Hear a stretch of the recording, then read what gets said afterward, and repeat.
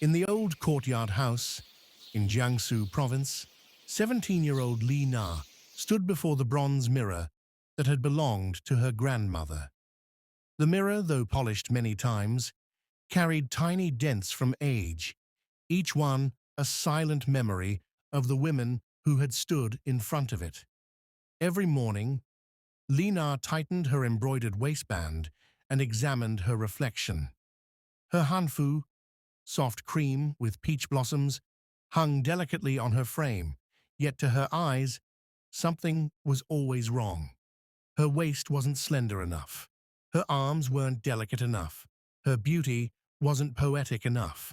The poets often wrote of willow waists, so thin, so gentle, so graceful that even the breeze dared not disturb them. And Lina wanted that desperately, more than anything. Outside, willow branches swayed over the pond, their shapes long and elegant. Lina stared at her reflection and whispered softly, "Why can't I look like that?" She didn't know that this morning would be the day her wish led her down an unexpected path. The marketplace of the village was alive with color, bright fabrics, baskets of lychees, vendors calling out their prices. Lina walked through it quietly, carrying a small basket of ginger her mother needed. She kept her hands over her waist, subtly hiding it beneath her sleeves. But whispers travel quickly, especially among the young girls of the village. "Her figure is so simple," one girl murmured behind her fan. "Not like a willow at all," another giggled. "And she doesn't even try," a third one said. The words stung, sharper than needles. Lina lowered her gaze, pretending not to hear, but she felt every syllable like a stone thrown at her heart. She hurried past the stalls, wishing the world could just shrink small enough for her to disappear. That afternoon, overwhelmed by the whispers, Lina wandered to the old stone bridge at the edge of the village.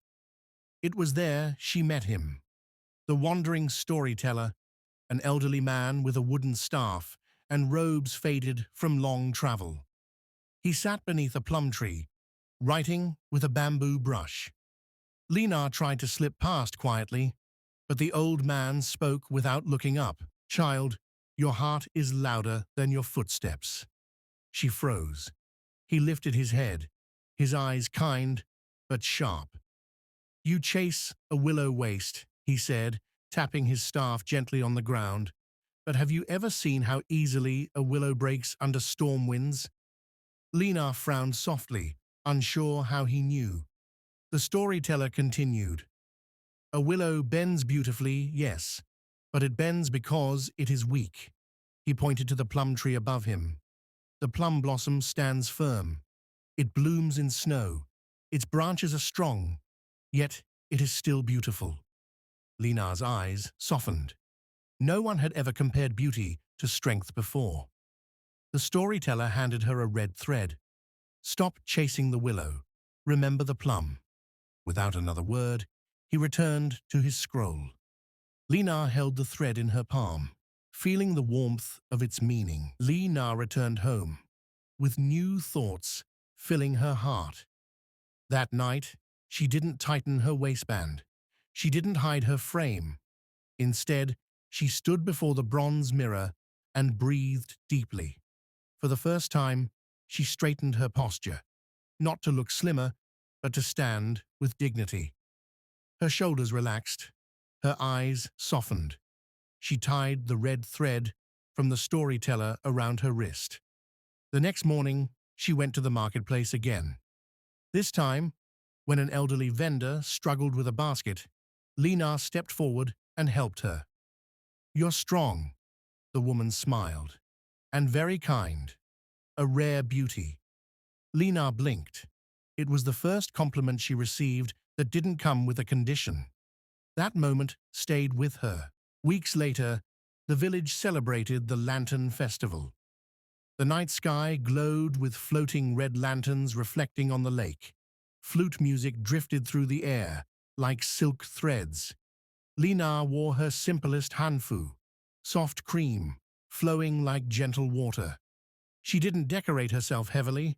She didn't tighten her waistband. She walked through the village with the red thread around her wrist. People turned when she passed. Not because she was thin, not because she was like a willow, but because she walked with peace, with confidence, with quiet beauty. Even the girls, who once whispered, stared in surprise. "She looks different," one murmured. "No," said the second. "She looks the same, but we never really saw her."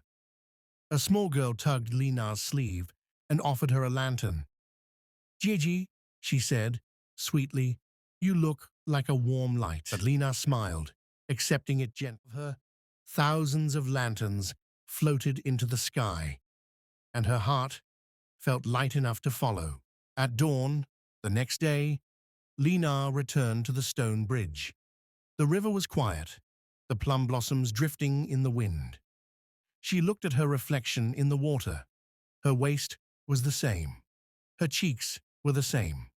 Her body had not changed, but her reflection had. She no longer searched for flaws. She no longer compared herself to willow branches.